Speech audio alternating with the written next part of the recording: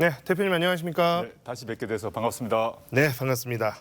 자, 추석 연휴 전부터 영광의 집을 얻어서 지금 숙식을 하고 계시다. 많은 분들이 이제 언론을 통해서 그 소식을 듣고 계실 텐데요. 재보궐선거 앞두고 지금 일정 굉장히 빡빡할 텐데 어떻게 소화하고 계십니까? 네, 추석 연휴 때부터 영광, 곡성 각각에 제가 한 달 살이 집을 얻었습니다. 살고 있으면서 왔다 갔다 하고 있고 뭐 동네 시장, 뭐 식당, 카페 또는 심지어 공중목욕탕까지 왔다 갔다 하면서 그 주민들과 직접 접촉을 하고 의견 듣고 또 제 말씀 드리고 그러고 있습니다. 아주 의미가 큰 경험입니다. 네. 자, 오늘 또 뭐 여러 일정 하셨습니다만 조금 전에 목포, 무안에서 지금 이제 방금 예, 저희 방송 맞습니다. 전에 올라오셨습니다만 선거를 앞두고 이제 영광과 곡성 지역에 대한 발전 계획을 발표하셨습니다. 예, 예. 이 핵심 내용을 좀 정리해 주시죠. 조국혁신당이 이제 영광과 곡성 군수선거에서 정책의 핵심은 두 가지로 요약됩니다. 하나는 민생, 두 번째는 청렴입니다. 민생 문제 같은 경우는 지금까지 이제 영광이나 곡성 또는 뭐 호남 전체에 해당됩니다만은 지방자치가 이루어지고 난 뒤에 선거를 통해서 선출되었습니다만은 국가 예산을 통해서 얼마나 그 지역에 사는 유권자들의 삶을 개선시키는 정책을 만들었는가에 대한 저희는 좀 비판적인 생각을 가지고 있습니다. 지방자치가 과거 김대중 대통령께서 33일간의 단식을 통해서 만드는 거 아닙니까? 그 요체는 이제 지방자치를 통해서 선거를 통해서 군수를 뽑는 것 외에 실제 민생 중심으로 예산을 써야 되는데 그게 안 되고 있다는 판단을 했고요. 예를 들어서 간병비 지원 사업, 특히 그 지방 같은 경우는 그 지방 소멸 지역이 많은데 특히 어르신들 간병비가 심각합니다. 간병비 지원 사업을 예산으로 하겠다. 그리고 반찬 배달, 그리고 뭐 왕진 버스 이런 식으로 구체적으로 그 지역에 사는 주민들의 요구에 부합하는 그런 정책을 펴고 있고요. 두 번째는 청렴입니다.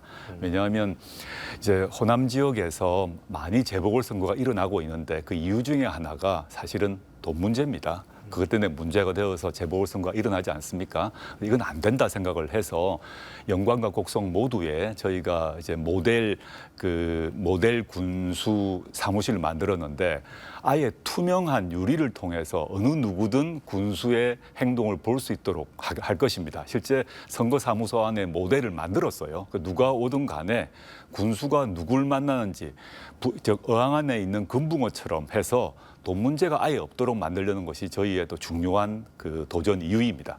네. 자, 조국혁신당은 영광군수, 곡성군수 외에 부산에서 금정구청장 선거에도 지금 후보자를 냈습니다. 그렇지만 특별히 전남에서 이제 월세 살이도 하시면서 총력을 전남 지역에 좀 기울이고 있다라는 인상이 깊은데 이제 이러한 것은 여러 가지 이제 전략적 이유가 있으시겠죠? 저는 조국혁신당이 지난 총선에 뛰어들면서 선거판을 활성화시켜가지고 윤석열 심판을 현실적으로 성사시켰지 않습니까? 그런데 지금은 이제 지방선거인데 조국혁신당이 지방 정치의 혁신에 또 해야 될 역할이 있다고 보고 있습니다. 특히 호남 같은 경우는 민주당이 오랫동안 집권당이었습니다. 집권당이다 보니까 그 성과도 많이 있었습니다만은 민주당이 거의 일당 독점으로 집권당이었던 시간이 아주 길었습니다. 그러다 보니 국회의원, 그다음에 도의원, 군수 모두 한 당이 된 거죠. 그러다 보니 내부의 견제, 균형이 이루어지지 않은 게 문제가 있고 그리고 정치를 하겠다는 사람 같은 경우는 그 네트워크 안에 들지 못하면 또 정치인으로 성장하기도 힘든 것 같고 또 한 네트워크 속에 있다 보니까 예산이나 인사에 있어서도 문제가 많이 발생했습니다. 그래서 조국혁신당이 뛰어들므로써 지방 정치의 혁신을 이루어야겠다. 그러면 유권자 입장에서는 즐거운 선택을 할 수 있는 거죠. 과거에는 특정 정당이면 무조건 뽑아주거나 안 그러면 뽑지 않는 선택만 있었다면 지금은 두 당의 후보를 비교해보고 능력, 자질, 도덕성, 전과 등등을 비교해보고 어느 쪽이 낫지 선택할 수 있는 행복한 그런 고민을 할 수 있지 않게 되었나 그렇게 생각하고 있습니다. 즐거운 선택, 또 행복한 고민 이런 말씀 전부터 굉장히 많이 해주셨는데요. 이 지역에서 확실히 이제 이러한 선거의 양상 자체가 흔한 양상은 아니기 때문에 새로운 상황이 된 것만큼은 틀림이 없는 것 같습니다. 지역에 이제 꾸준히 머물고 계시다 보니까 면대면으로 주민분들, 유권자분들을 자주 만나실 텐데요. 체감하시는 민심, 변화의 양상이라든지 이런 것들 좀 직접적으로 느끼시면 좀 소감이 다를 것 같습니다. 예, 제가 그 곡성에서 6시 반에 공중목욕탕에 가서 목욕탕에서 이제 그 몸 담그고 거기 오신 분들과 대화를 했는데 거의 대부분 하시는 말씀이 이렇습니다. 호남도 바뀌어야 된다. 조국혁신당 잘 뛰어들었다. 열심히 경쟁해라. 그런데 대선에서는 민주당과 힘 합쳐라. 그래 정권 교체하라. 이렇게 하시고 영광에서도 제가 법성포에서 만난 분들 또는 그 시내 이제 그 영광읍에서 만난 카페에서 식당에서 만난 시민들이 거의 같은 말씀하세요. 와서 경쟁해라. 이렇게 되니까 전국에서 영광과 곡성에 관심을 가져서 너무 좋다. 그래서 영광 곡성의 현안이 뭔지 이번 기회에 전국화되었다. 민주당도 관심 갖게 되어서 다행이다.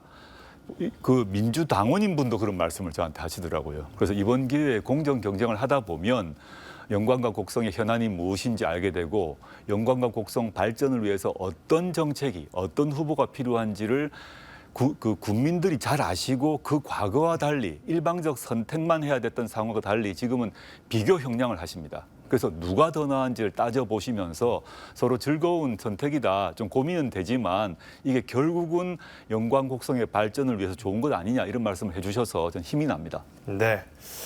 자, 뭐 아직 공식 선거운동에 돌입한 것은 아니지만 그래도 판세에 대해서 뭐 이제 여러 가지 이야기들이 나오고 있으니까요. 그 부분은 좀 점검해보고 가겠습니다.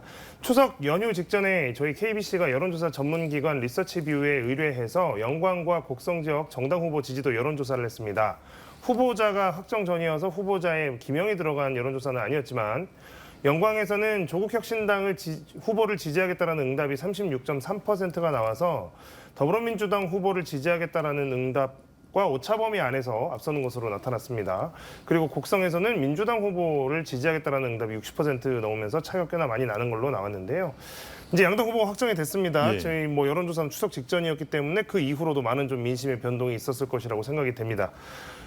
대표님께서 느끼시는 지금 현재 판세 그리고 이 전후로 해서 어떤 판세의 미묘한 변화 좀 어떻게 읽고 계십니까? 말씀하셨던 KBC 여론조사 외에도 또 다른 여론조사가 하나 있었던 걸로 알고 있습니다. 그 흐름이 이제 그 흐름을 기본으로 하면서도 변화가 일어나고 있다고 보는데요. 영광 같은 경우는 정말 마지막 순간까지 오차 범위 안에서 다툴 것 같습니다. 조국혁신당은 민주당에 비하면 조직세가 매우 약합니다.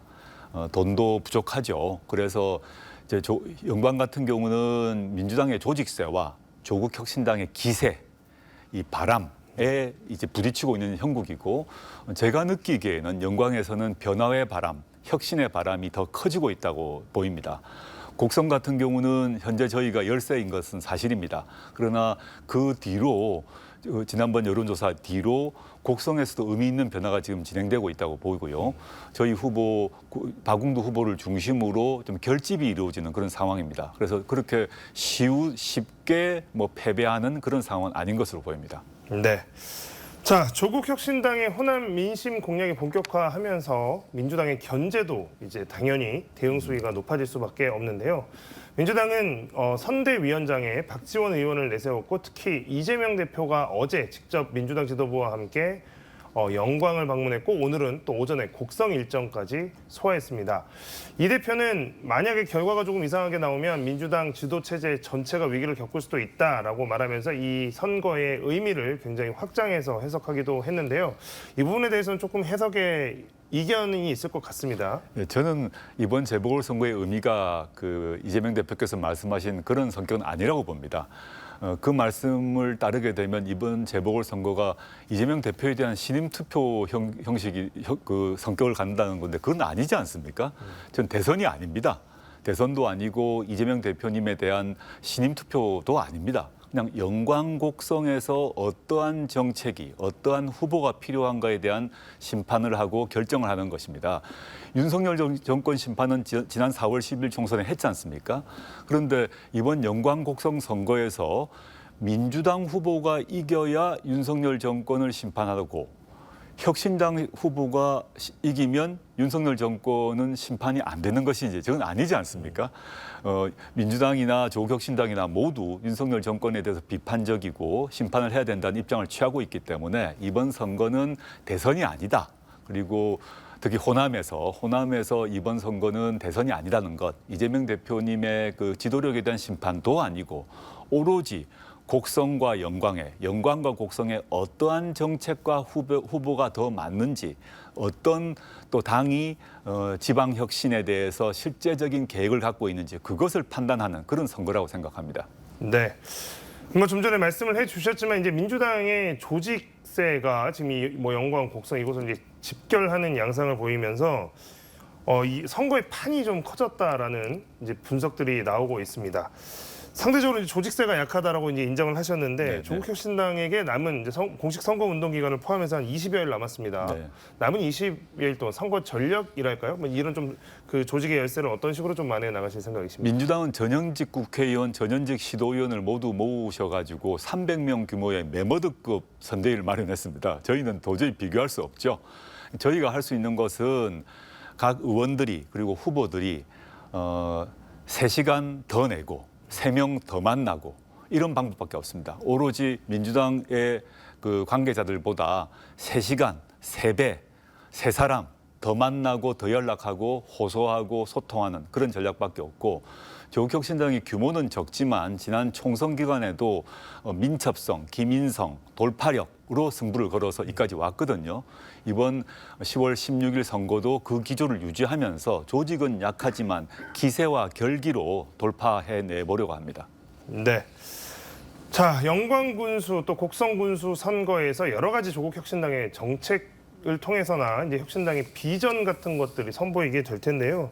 지방 정치 또 정치의 혁신을 위한 조국혁신당이 제시할 수 있는 비전이 있다면 어떤 것이라고 소개하시겠습니까? 비전이라고 하면 아까 말씀드리긴 했습니다만은 1차는 민생입니다. 그 지역에 사는 유권자들의 민생을 어떻게 군정을 통해서 상승시킬 것인가. 지금 중앙정부 차원에서 민생을 획기적으로 회복시키고 할 그런 의사와 능력은 안 보입니다. 그렇다면 지방 차원에서 조국혁신당만의 그런 정책과 의지로 영광과 곡성에 저희의 정책을 실현시킬 수 있는 절호의 기회거든요. 그래서 똑같은 규모의 예산을 가지고 어떤 다른 정책을 실현시킬 것인가. 아까 제가 이제 예컨대 무료 왕진 버스를 만든다거나 또는 어르신들께 반찬 배달을 한다거나 간병비에 대한 지원을 한다거나 이렇게 해서 똑같은 군의 예산을 가지고 효능감을 느낄 수 있는 걸 보여드리고 싶습니다. 저희에게 한번 기회를 주신다면 민주당에서도 열심히 하셨습니다만 조국혁신당만의 지방자치 능력, 실력을 한번 보여드리고 싶습니다. 네. 자, 이어서 정치 현안과 관련된 이야기도 나눠보도록 하겠습니다. 윤석열 대통령과 국민의힘 지도부가 오늘 저녁에 만찬 회동을 합니다.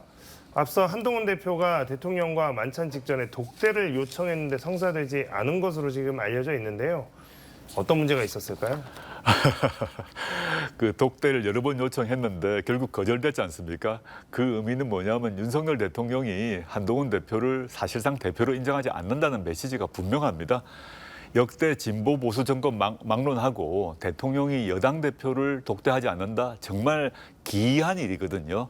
한동훈 대표가 사실상 식물 대표라는 것을 반증하는 예라고 생각하고 윤석열 대통령 또는 친윤 의원들은 한동훈 대표가 추후의 지방선거 등에서 공천권을 행사하지 못하도록 할 것이라고 봅니다. 그 상징적 행위라고 생각합니다. 자, 그럼에도 불구하고 어쨌든 이 대통령과 뭐 지도부가 여당 지도부가 만난다고 하니까 뭐 세간의 이목이 집중되는 건 당연할 수밖에 없는 사실인데. 예. 자, 대통령과 여당 대표가 이렇게 만나는 게 어려운 걸 보면 또 이게 만난다고 해서 무슨 일이 해결될까 싶은 생각도 솔직히 좀 들고. 자, 이런 갈등이 굉장히 노골화되어 있는 상황인데 의정 갈등이라든지 산적한 현안들이 굉장히 많습니다. 정부와 여당이 이런 만남들을 통해서 이 산적한 현안에 대한 실마리들을 좀 찾아낼 수 있을까요? 거기에 대한 기대는 어떠십니까? 저는 쉽지 않을 거라고 생각합니다. 지금 의정 갈등의 핵심이 의대 입학 정원 조정 문제인데 대통령실에서 2025년 입학 조정은 절대 안 된다고 선을 그어버렸어요. 한동훈 대표가 그걸 유예하자는 제안도 살짝 했습니다마는 대통령실에서 워낙 단호하게 잘라버렸기 때문에 타협의 여지가 없어져 버린 거죠. 즉 여당 대표가 정치력을 발휘할 여지를 대통령실이 막아버린 것입니다.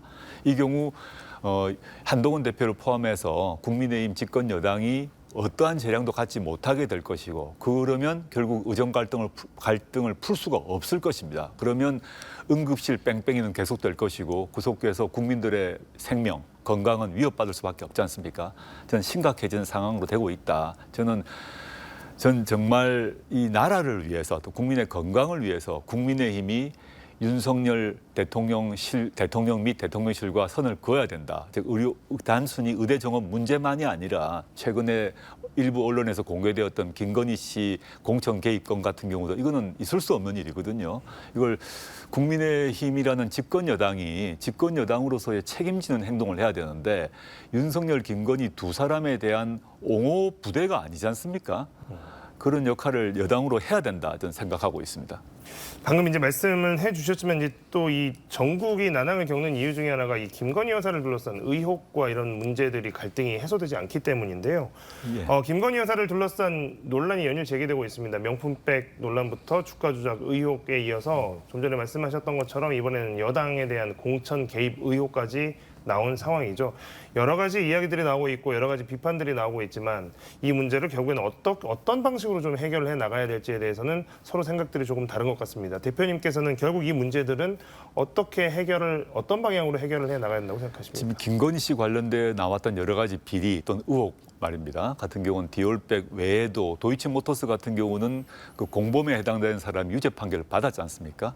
근데 김건희 씨에 대해서는 수사조차 이루어지지 않고 있는 상태이고 그에 대해서 공천 개입을 그 방증하는 그런 테이프가 공개되었습니다.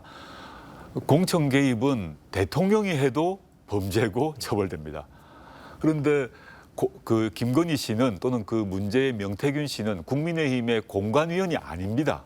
공관위원이 아닌 사람이 공관위의 공식 결정 이전에 그 결과를 알고 서로 소통했다는 거 아닙니까? 또 영향력을 행사했다는 의혹이 있는 거 아닙니까? 이건 반드시 수사를 통해서 밝혀져야 됩니다. 이거는 윤석열 대통령이 특검법은 거부하겠죠. 저는 아무리 늦어도 윤석열 대통령의 임기가 끝나고 난 뒤는 불가피하게 김건희 씨는 기소될 사건이라고 봅니다. 시간의 문제라고 생각해서 저는 국민의힘이 공당인데 김건희 씨 개인의 이익을 방어하기 위한 정치 조직이 아니거든요.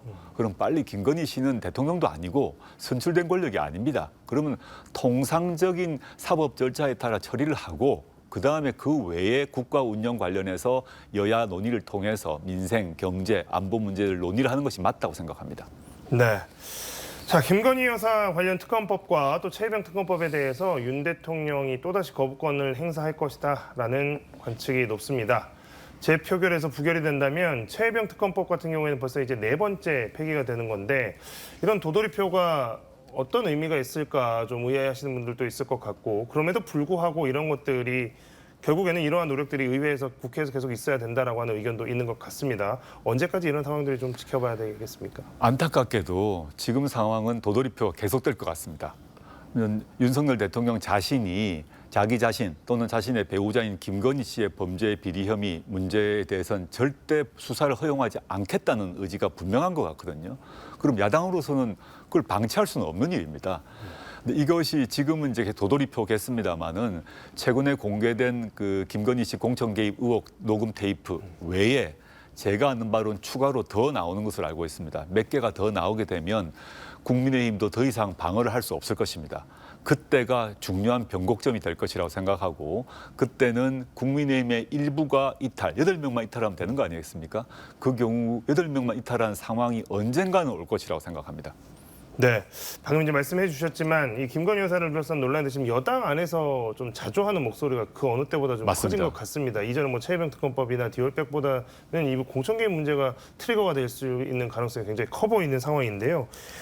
아까도 말씀하셨지만 결국에는 그 일부 이탈하는 국회 표가 나올 것으로 이제 이렇게 예상을 하시는 건가요? 아니면 그 규모에 대해서 어느 정도라고 생각하십니까? 저는 이번에는 바로 이탈이 8명이 확보가 안 될 것 같은데요. 국감 기간이 국감이 시작되지 않습니까? 그 기간에 몇 개가 더 나올 것으로 봅니다. 그렇게 되면 국민의힘 내부에서도 우리가 김건희 씨와 함께 침몰할 수는 없다라는 판단을 하지 않을 수 없을 것입니다. 그게 정치적으로는 너무 당연한 판단인 거죠. 진작했어야 될 판단인데 그렇지 않게 되면 국민의힘 국회의원들이 나중 다음 선거에서 본인들이 다 낙선하게 될 것입니다. 이런 정도의 상황이 계속될 수는 없다라고 판단할 것이고 저는 국감 이후 즈음에 중대한 변화가 있을 것이라고 저는 예상합니다. 네, 오늘 그 네, 조국혁신당 대표와 함께 전국 현안까지 말씀을 많이 들어봤습니다. 자, 마지막으로 지역민분들 또 시청자분들께 한 말씀 부탁드리겠습니다. 예. 안녕하십니까. 광주방송 시청자 여러분. 자주 뵙게 돼서 반갑습니다. 제가 재보궐선거 때문에 지금 영광과 곡성에서 한 달 살이를 하고 있습니다. 선거 관련해서 말씀드릴 수밖에 없는데 당만 보고 찍지 마시고 그 후보의 자질, 능력, 도덕성, 전과 여부 등을 보시고 판단해 주시면 좋겠습니다. 조국혁신당이 윤석열 정권을 심판하고 제4기 민주정부를 수립하는 데 있어서는 어느 당보다 앞장서서 싸우고 있고 싸울 것입니다. 그렇지만 지방선거에 있어서는 공정하게 경쟁해서 지방 정치의 혁신, 지역 균형 발전의 더 신장 등을 위해서는 경쟁하는 것이 맞다고 생각합니다. 좀 잘 지켜봐 주시고 성원해 주십시오. 부탁드립니다. 네, 오늘 이야기는 여기서 마무리하겠습니다. 지금까지 조국혁신당 대표와 함께했습니다. 대표님 고맙습니다. 예, 고맙습니다.